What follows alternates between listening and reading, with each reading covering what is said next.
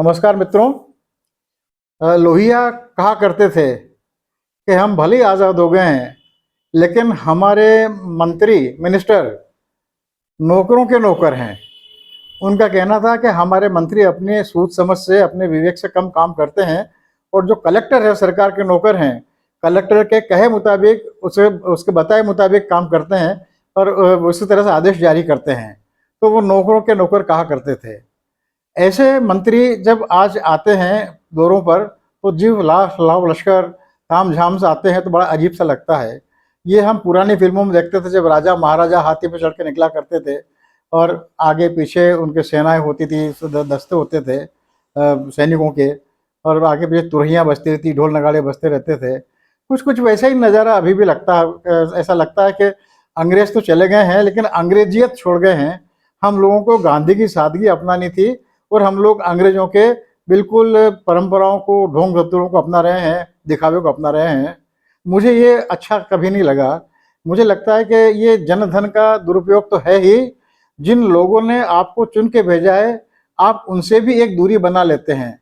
जिनके कंधों पे चढ़ के आप विधायी सदनों में जाते हैं, मंत्री बनते हैं, उन लोगों से आप कुर्सी पर बैठते ही आप उनसे दूर हो जाते हैं, ऐसे तामझाम से। तो दादा जब मंत्री बने, तो उनके मंत्री बनने से पहले भी मैं ये कहा करता था, इस बात की आलोचना किया करता था, और दो बातों पर मुझे बहुत तकलीफ होती थी, असहमत रहा, मैं अभी भी असहमत हूँ। एक तो ये गार्ड ऑफ ऑनर जो दिया जाता है, सम्मान, सैल्यूट, जैसे मंत्री लोग कहीं ठहरते हैं सर्किट हाउस वगैरह में, तो बाहर एक पुलिस की एक टुकड़ी खड़ी रहती है, और वो मंत्री जी जब निकलते हैं कहीं बाहर या आते हैं, तो गार्ड ऑफ ऑनर उनको देते हैं। एक तो ये मुझे बिल्कुल अच्छा नहीं लगता, और दूसरा मंत्री जी की सुरक्षा में जिस तरह से लाव लश्कर लगता है, तो मुझे बड़ा अजीब सा लगता है। जब दादा मंत्री बने, तो मैंने उनसे कहा, इन दोनों बातों में मैंने ऐतराज जताया। मैंने कहा संभव हो तो आप इन दोनों बातों से बचिए, और खास करके सुरक्षा वाले मामले में लेके मुझे बड़ा अजीब लगता था। उनसे मैं कहता था कि जिन लोगों ने आपको चुन के भेजा है, जो लोग आपको लाड़ प्यार करते हैं, जो लोग आप पे अपने प्राण निछावर करते हैं, उनसे आपको कैसे जान का भय हो सकता है, जान का खतरा हो सकता है? ऐसे लोगों के और आपके बीच में ये पुलिस का हमला मुझे बड़ा अजीब सा लगता है। और लगता है मुझे कि आप कहीं ना कहीं जनमत का, लोकमत का अनादर कर रहे हैं, लोकतंत्र की भावना का अनादर कर रहे हैं। दादा कुछ नहीं कहते थे, बोले यार तू नहीं समझेगा इस बात को, और इसमें तुझे कलेक्टर साहब से बात कर लेना तू। तो कलेक्टर साहब, मुदलियार साहब कलेक्टर थे उस वक्त, पीजी भाई मुदलियार, जो पहले रतलाम में कलेक्टर हुआ करते थे, और उनके साथ एक कार्यपालन यंत्री थे नवल चंद जी जैन, पीडब्ल्यूडी के। इन दोनों की अच्छी चलती थी। तो मैंने मुदलियार साहब से भी कहा, तो मुदलियार साहब वो हंस के उन्होंने टाल दी मेरी बात को कि अब तुम बच्चे हो, तुम नहीं समझोगे, हमें हमारा काम करने दो, और मंत्री की यात्रा में कैसी व्यवस्था करनी होती है ये हमें, हाँ, ये देखना हमारा काम है, तुम मत ऐसा कुछ कहो। एक बार मैं दादा से कुछ थोड़ा ज़्यादा ही उलझ गया, और मुझे लगा, मैंने कहा अपनी सीमाओं से परे हटकर उनका लिहाज थोड़ा तोड़ते हुए मैंने उनसे कुछ ऐसा कह दिया जो उनको भी चुभ गई। तो उन्होंने एक यात्रा में मुदलियार साहब से कहा कि मुदलियार साहब, इस यात्रा में केवल एक तो मेरी कार रहेगी, और दूसरी आपकी कार रहेगी। आपकी कार में किसे किसे बिठाना आप जाने, मेरे कार में कैसे बिठाऊंगा मैं अपने कार्यकर्ताओं को, ये मैं जानता हूँ। उस वक्त पे ऐसी महंगी और जैसे क्या बोलते हैं, जैसे आप एसयूवी, स्पोर्ट्स यूटिलिटी व्हीकल, ऐसी विलासिता वाली कारें नहीं हुआ करती थी। एम्बेसडर कार हुआ करती थी एक ही किस्म की, बहुत हुआ तो फियाट, लेकिन सरकारी मंत्रियों को एम्बेसडर कारें मिला करती थी, और जीपें मिला करती थी, जीपें जिनमें वो चारों तरफ से खुली रहती थी वो। तो मुदलियार साहब से उन्होंने कहा कि इस यात्रा में आप किसी और को साथ मत रखिएगा, और केवल एक एक कार आपकी रहेगी, एक कार मेरी रहेगी, और हम यात्रा करेंगे। उस दौरे में दादा के उस दौरे में मनासा विधानसभा क्षेत्र का दौरा था, और सबसे पहले उन्हें शुरुआत करनी थी। एक गांव है, पाटीदारों का बड़ा समृद्ध गांव है, और उस गांव के लोग दादा पर जान छिड़कते थे। बिल्कुल इन्हें महिलाएं उनके गालों पे शिकोटियां काट लिया करती थी, इतने लाड़ करते थे लोग। और पाटीदारों का बड़े समर्थ और सक्षम पाटीदारों का गांव है वो, वल्लई, हम लोग उसे वल्लई बोलते हैं मालवी में। तो वल्लई में उनका पहला कार्यक्रम था। तो जब दादा वहाँ पहुँचे, तो गांव के बाहर उनकी अगवानी के लिए जो लोग आए हुए थे, लगभग सारा गांव इकट्ठा था, बड़ी संख्या में महिलाएं थी।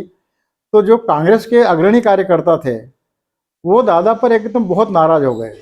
दादा उतरे, तो उन्होंने बिना किसी भूमिका का कि दादा, उन्होंने बात तो उन्होंने मालवी की, मैं हिंदी में कह रहा हूँ, दादा आप उतरो मत, आप गाड़ी में बैठ जाओ, वापस कार में बैठो और वापस जाओ, पधारो आप।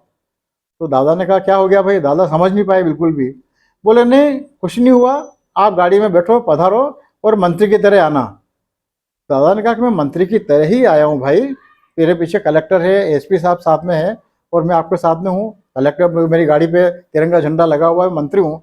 तो फिर उन्होंने जिस तरह से दादा को डांटा लाड़ प्यार में, बोले हमने तो आपको धूमधाम से भोपाल भेजा था कि वहाँ से आप आओगे तो झंडी वाली कार में नहीं आओगे, केवल आपके पीछे लाव लश्कर होगा, राजाओं की तरह आओगे आप, राजा सम्राट की तरह आओगे, हमारे मंत्री की तरह आओगे। हमारा मंत्री इस तरह से मंगते की तरह आएगा तो 2 कार लेके? बिल्कुल ही हमें कबूल नहीं। और फिर एक सब बूढ़े ने कहा कि बैरागी जी, आपको तो हम समझदार मानते थे, किस किस बेवकूफ आदमी ने आपको मंत्री बना दिया? क्षमा चरण जी के लिए उन्होंने अनजाने में, दादा बहुत हंसे। दादा ने कहा कि चलो आज मुझे माफ कर दो और आज आ जान दो, आगे से ध्यान रखूंगा। तो उन्होंने कहा कि नहीं, हमारे गांव में आप दूसरी बार कब आओगे पता नहीं, बड़ी मुश्किल से मंत्री का दौरा बनता है, हम जानते हैं मंत्री कितना व्यस्त रहता है, इसलिए आज हम आपको माफ नहीं करेंगे। तो दादा ने कहा अच्छा क्या करने पर आप मुझे माफ करोगे? दादा उन्होंने कहा कि ठीक है आज माफ कर देते हैं, लेकिन खरी पक्की करो कि आप अगली बार इस तरह से नहीं आओगे। तो दादा ने कहा कि मैं खरी पक्की करता हूँ। बोले नहीं, आप पे भरोसा नहीं, आप कभी महाराज हो, आप वो सीधे साधा आदमी हो। तो उन्होंने मुदलियार साहब को कहा कलेक्टर साहब कहाँ हैं? तो उन्होंने कलेक्टर साहब को बुलाया, नवल चंद जी जेठ भी साथ में उतरे मुदलियार साहब के साथ में, एसपी साहब साथ में थे। एसपी साहब कौन थे उस वक्त मुझे याद नहीं आ रहा है, लेकिन उन गांव वालों ने मुदलियार साहब को जिस तरह से खरी खोटी सुनाई है आप कल्पना भी नहीं कर सकते हैं।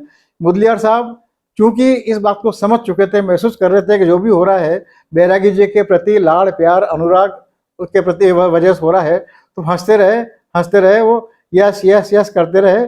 और गांव वालों ने कहा कि कलेक्टर साहब अगली बार बैरागी जी यदि बिना मंत्री की तरह एक मिनिस्टर की तरह 8-10 इनके साथ पीछे कारें होनी चाहिए थी, जीपें होनी चाहिए थी, हैं इनके पुलिस वाले होने चाहिए थे, और आप ऐसे कैसे कोई खाली बल लिया है, कोरे कागज की तरह इनको लिया है? वादा करो, आप खरी पक्की करो।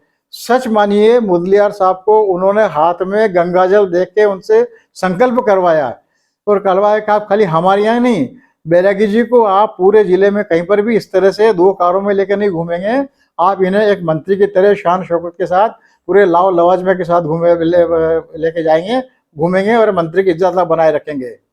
दादा ने जब सब बैठ गए, वहाँ कार्यक्रम होने लगा, फिर जो सरपंच थे उस गांव के, उन्होंने पूछा कि दादा आपको ये कैसे सूझी?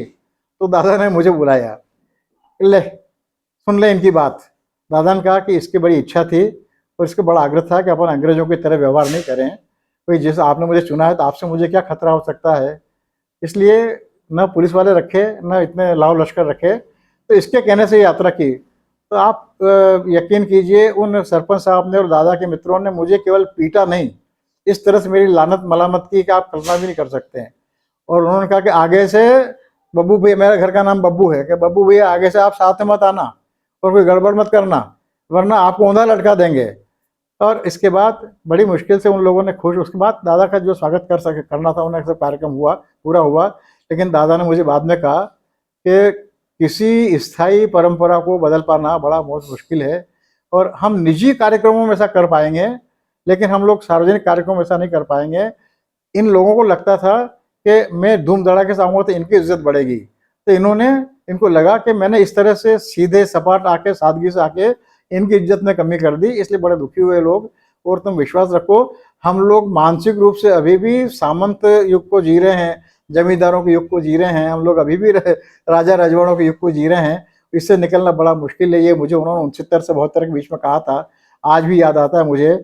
लेकिन उम्मीद करनी चाहिए कि हम इस मानसिकता से बाहर आए, लेकिन लगता नहीं मुझे कि हम लोग इस मानसिकता से बाहर आ पाएंगे। जिस तरह से हम प्रदर्शन प्रियता हमारी बढ़ती जा रही है, प्रतियोगिता प्रियता बढ़ती जा रही है, और प्रदर्शन प्रतियोगिता जिस तरह से बढ़ती जा रही है, उसके चलते मुझे लगता नहीं है कि हम इस तरह से इस परंपरा को कहीं बंद कर पाएंगे। ईश्वर से प्रार्थना करें। उम्मीद करता हूँ कि आज का दादा से जुड़ा हुआ ये संस्मरण और मेरी मनोदशा को प्रकट करने वाला संस्मरण आपको अच्छा लगा होगा। बहुत बहुत धन्यवाद। कृपा कीजिएगा, मेरा चैनल सब्सक्राइब कीजिएगा, करवाइएगा, और सदैव की तरह मुझ पर अपनी कृपा बरसाते रहिएगा। मैं आपका कृपाकांक्षी विष्णु बैरागी।